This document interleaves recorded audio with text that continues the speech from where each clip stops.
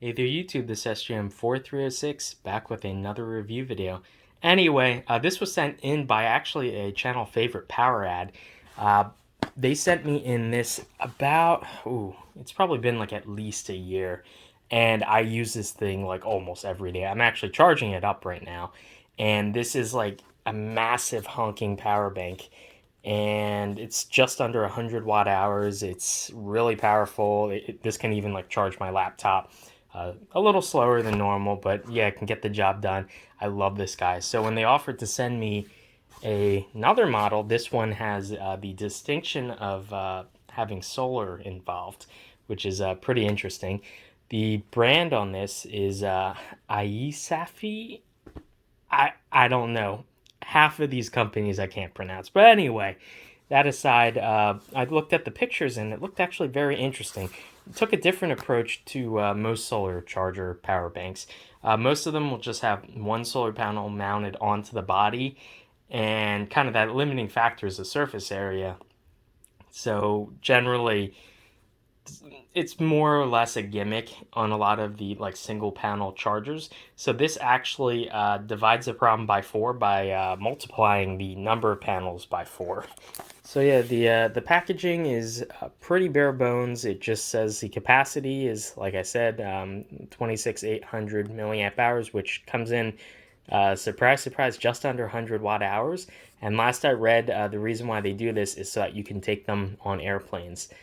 Because they apparently have some sort of rule saying any batteries above 100 watt hours, like you can't carry on or whatever. Don't quote me on that. It might depend what country you live in and whatnot, and what specific airline you want to fly with. You might want to double check that. But that was my understanding of it. Anyway, yeah, it's a lithium ion battery, outputs 5 volts, 2.1 amps times 2, and it says 2.4 amps max. So I wonder if that means both ports can independently do 2.1 amps, or combined can do up to 2.4 amps. Anyway, the input is 5 volts, 2 amps, so it's not going to charge super fast. This is more, you just leave it plugged in for a while, let it charge up, and then use it as you need it. Anyway, let's get into it. Yeah, first thing I did when I lifted this package, I was like, wow, this is a beefy boy. Pretty, yeah, probably about the same, maybe a little heavier than this poweradd bank. But yeah, we'll get to this in a second. So we have a micro USB. It's open for Type C, but I guess it's asking for a bit much. And comes with a neat little cute little carabiner clip with a little compass on here. So yeah, so I guess we're targeting kind of the outdoorsy camping type market. And let's see if this compass actually works. Not really. North is every way.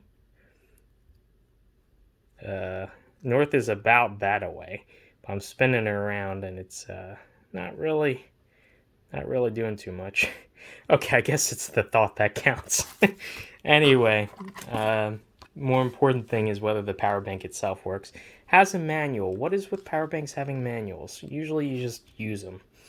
So yeah, it has information. It's like maybe like 2 pages front and back in English, and then the rest every other language in the entire world. Yeah, you can see here how exactly they cram multiple solar cells in there. They're just as a little fold-out thing, which we can check out right now. So here it is. It has a really interesting, almost like it's a bound like leather book or something. It's a nice like stitched cover. This is obviously like plastic artificial leather, and yeah, it has their logo or whatever up here. It's embedded into the leather. The back has the plastic molding is made to look kind of like the front fake leather material as well. To tie it together, has some ridges, I guess, for gripability. And it has like this little strap with looks like Velcro. Yeah, like a really soft Velcro, I will say. It's like a micro Velcro there. Yeah, that grips like really well though. It holds the entire weight of it. There is like a little keyring thing, like I said.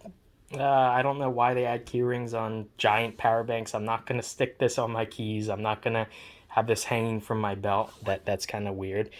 But okay, whatever. Fair enough. I guess that's for attaching this carabiner clip or whatever, if you wanted to. So we have a button here with the power symbol.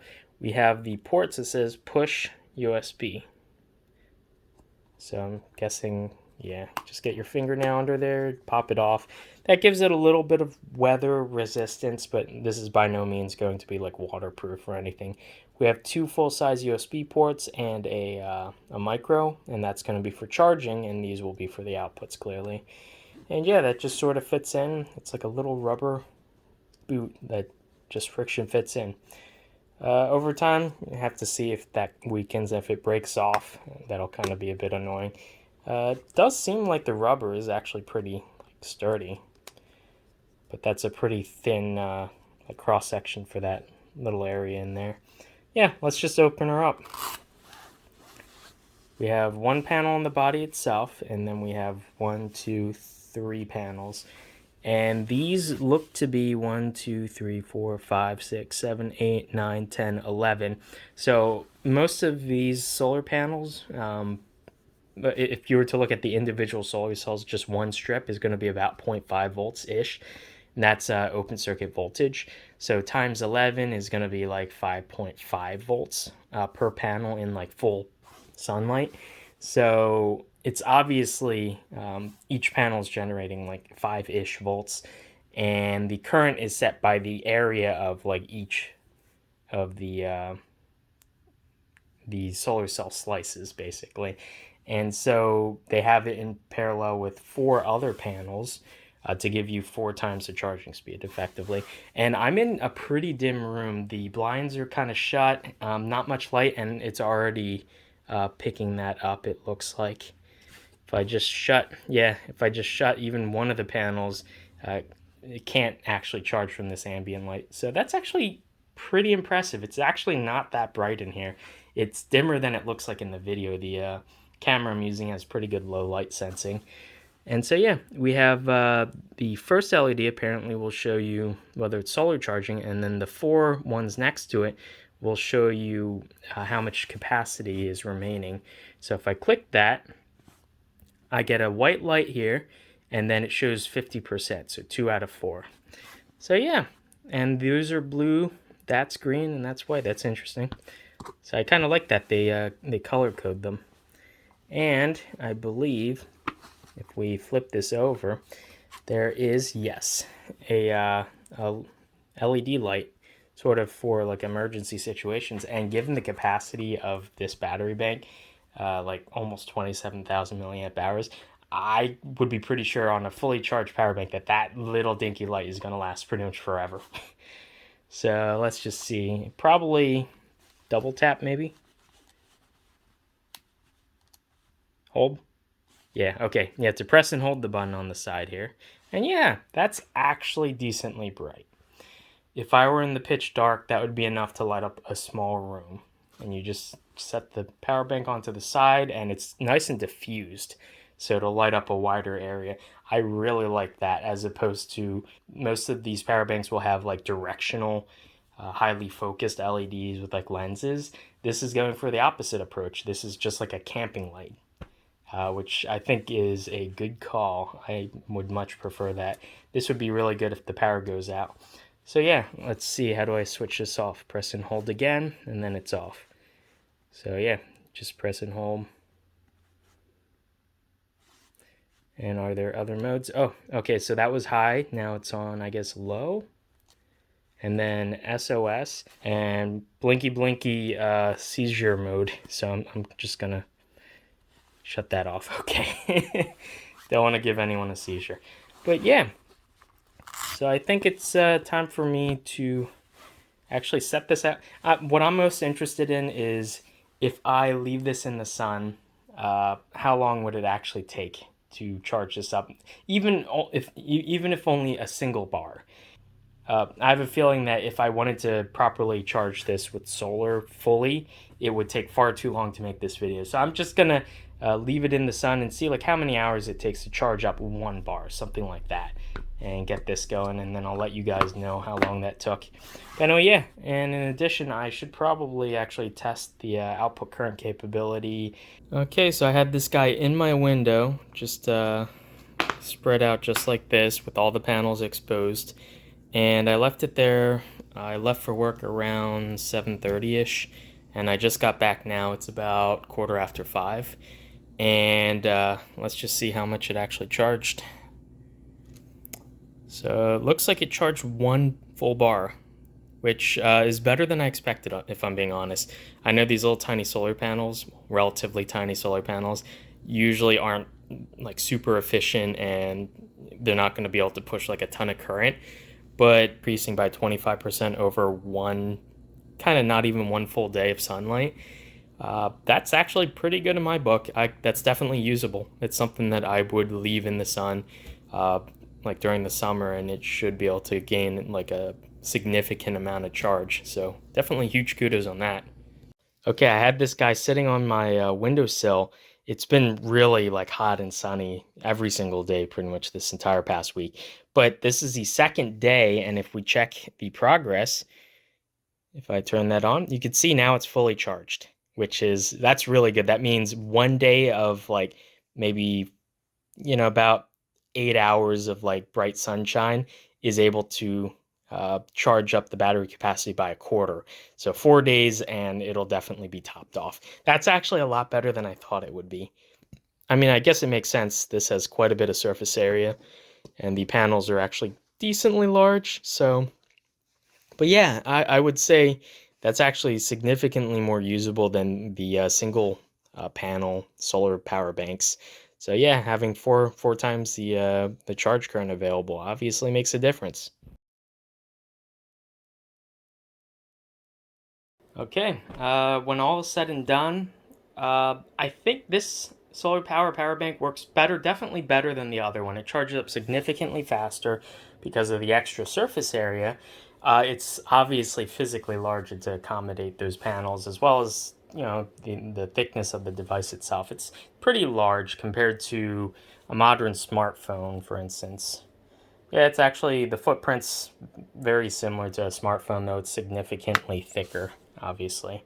The capacity, I was only measuring about half, given I only had put a few cycles into it, so there's a chance that there might be like an increase of maybe like 5 to 10% over what I was measuring. Once you break those cells in and you wear them a little bit, the capacity will increase. I'm assuming that this guy was sitting on the shelf for a little while, so the charge that I gave it the first time was probably the first charge in quite a while.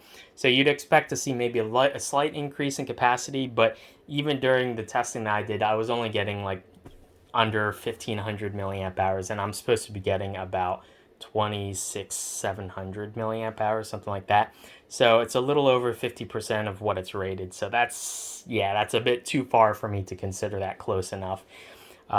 This does cost, I believe the price right now is about $50, so it's definitely not cheap. You can get a non-solar powered power bank that has the same capacity or more for that price pretty easily.